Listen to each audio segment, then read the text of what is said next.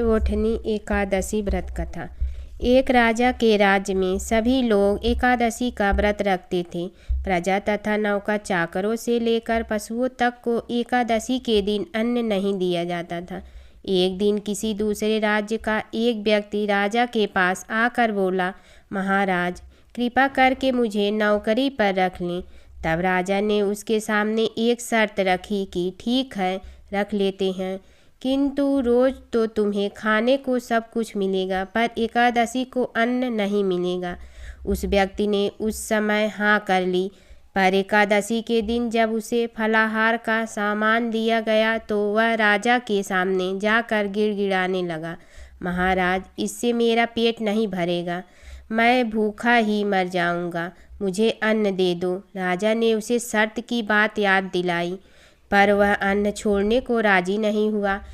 तब राजा ने उसे आटा, दाल, चावल आदि दिए। वह नित्य की तरह नदी पर पहुंचा और स्नान कर भोजन पकाने लगा।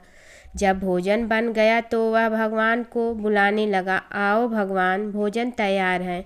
उसके बुलाने पर पीताम्बर धारण किए भगवान चतुर्भुज रूप में आ पहुँचे तथा प्रेम से उसके साथ भोजन करने लगे।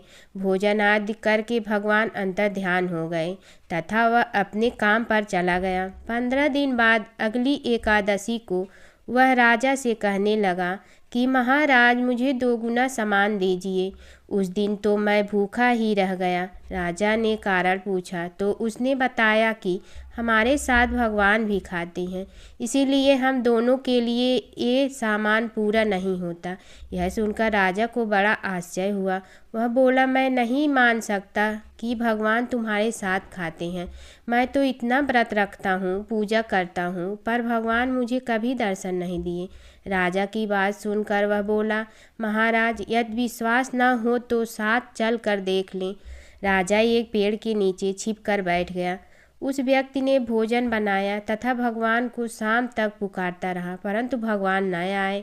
अंत में उसने कहा, हे भगवान, यदि आप नहीं आए तो मैं नदी में कूदकर प्राण त्याग दूंगा।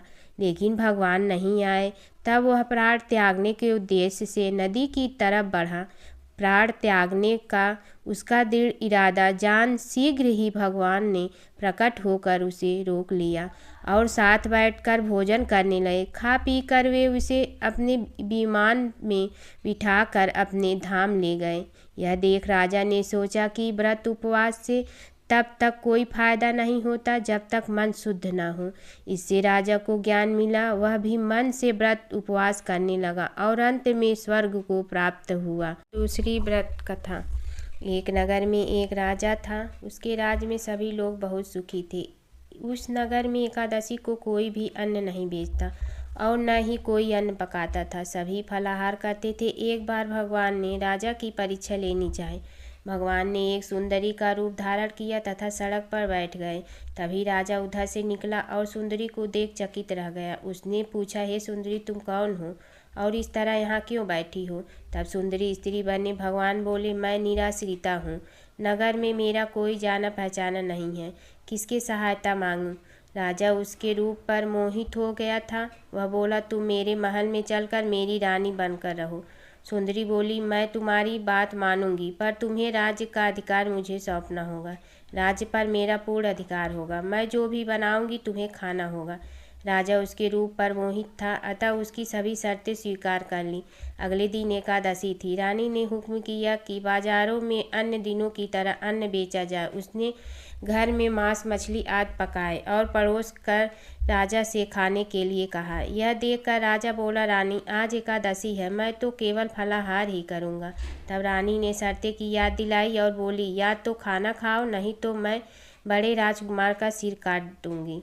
राजा ने अपनी स्थिति बड़ी रानी से कही तो बड़ी रानी बोली, महाराज तू धर्म न छोड़े, बड़े राजकुमार का सिर दे दे। पुत्र तो फिर मिल जाएगा पर धर्म नहीं मिलेगा। इसी दौरान बड़ा राजकुमार खेल कर आ गया। माँ की आंखों में आंसू देखकर वह रोने का कारण पूछने लगा तो माँ ने उसे सारी बात बता दी। तब वह बोला, मैं अपना सिर देने के लिए तैयार हूँ। पिताजी के धर्म की रक्षा होगी, जरूर होगी। राजा दुखी मन से राजकुमार का सिर देने को तैयार हुआ तो रानी के रूप में भगवान विष्णु ने प्रकट होकर असली बात बताई। राजन, तुम इस कठिन परीक्षा में पास हुए। भगवान ने प्रसन्न मन से राजा से वर मांगने को कहा। तो राजा बोला, आपका दिया सब कुछ है, हमारा उद्धार करे। उसी समय वहाँ एक विमान उतरा। राजा ने अपना राज्य पुत्र को सौंप दिया और विमान में बैठकर परम धाम को चला गया। तीसरी व्रत कथा। शंखासुर नामक एक राक्षस था। शंखासुर ने तीनों लोकों में बहुत ही उत्पात मचाया हुआ था। तब सभी देवताओं के आग्रह करने पर भगवान विष्णु ने उस राक्षस से युद्ध किया और यह युद्ध कई वर्षों तक चला। युद्ध में वह असुर मारा गया और इसके बाद भगवान विष्णु विश्राम करने चले गए। कार्तिक शुक्ल एकादशी के दिन भगवान विष्णु की निद्रा टूटी थी और सभी देवताओं ने भगवान विष्णु की पूजा की थी। शिव महापुराण के अनुसार पौराणिक समय में दैत्यों का राजा दंभ हुआ करता था। वह बहुत बड़ा विष्णु भक्त था। कई सालों तक उसके यहाँ संतान नहीं होने के कारण उसने शुक्राचार्य को अपना गुरु बनाकर उनसे श्री कृष्ण मंत्र प्राप्त किया। यह मंत्र प्राप्त करने उससे पुष्कर सरोवर में घोर तपस्या की। भगवान विष्णु उसकी तपस्या से प्रसन्न हुए और उसे संतान प्राप्ति का वरदान दे दिया। भगवान विष्णु के वरदान से राजा दंभ के यहाँ एक पुत्र जन्म लिया। इस पुत्र का नाम शंखचूड़ रखा गया। बड़ा होकर शंखचूड़ ने ब्रह्मा जी को प्रसन्न करने के लिए पुष्कर में घोर तपस्या की। उसकी तपस्या से प्रसन्न होकर ब्रह्मा जी ने उसे वरदान मांगने को कहा। तब शंखचूड़ ने वरदान मांगा कि वह हमेशा अजर अमर रहे। वह कोई भी देवता उसे नहीं मार पाए। ब्रह्मा जी ने उसे यह वरदान दे दिया और कहा कि वह बद्री वन जाकर धर्मध्वज की पुत्री तुलसी जो तपस्या कर रही है उससे विवाह कर ले। शंखचूड़ ने वैसा ही किया और तुलसी के साथ विवाह के बाद सुखपूर्वक रहने लगा। उसने अपने बल से देवताओं, असुरों, दानव, राक्षसों, गंधर्वों, नागों, किन्नरों, मनुष्यों तथा त्रिलोकी के सभी प्राणियों पर विजय प्राप्त कर लिया। वह भगवान श्री कृष्ण का परम भक्त था। शंखचूड़ के अत्याचारों से सभी देवता परेशान होकर ब्रह्मा जी के पास गए और ब्रह्मा जी उन्हें भी भगवान विष्णु के पास ले गए। भगवान विष्णु ने कहा कि शंखचूड़ की मृत्यु भगवान शिव के त्रिशूल से ही होगी, अतः आप उनके पास जाएं। भगवान शिव ने चित्ररथ नामक गढ़ को अपना दूत बनाकर शंखचूड़ के पास भेजा। चित्ररथ ने शंखचूड़ को समझाया कि वह देवताओं को उनका राज्य लौटा दे, परंतु शंखचूड़ ने माना कर दिया और कहा कि वह महेश्वर से युद्ध करना चाहता है। भगवान शिव को जब यह बात पता चली तो वे युद्ध के लिए अपनी सेना लेकर निकल पड़े। इस तरह देवता और दानवों में घमासान युद्ध हुआ, परंतु ब्रह्मा जी के वरदान के कारण शंखचूड़ को देवता नहीं हरा पाए। भगवान शिव ने शंखचूड़ का वध करने के लिए जैसे ही अपना त्रिशूल उठाया तभी आकाशवाणी हुई कि जब तक शंखचूड़ के हाथ में श्री हरि का कवच है और इसकी पत्नी का सतीत्व अखंडिता है तब तक इसका वध असंभव है। आकाशवाणी सुनकर भगवान विष्णु वृद्ध ब्राह्मण का रूप धारण कर शंखचूड़ के पास गए और उससे श्री हरि कवच दान में मांग लिया। शंखचूड़ ने वह कवच बिना किसी संकोच के दान कर दिया।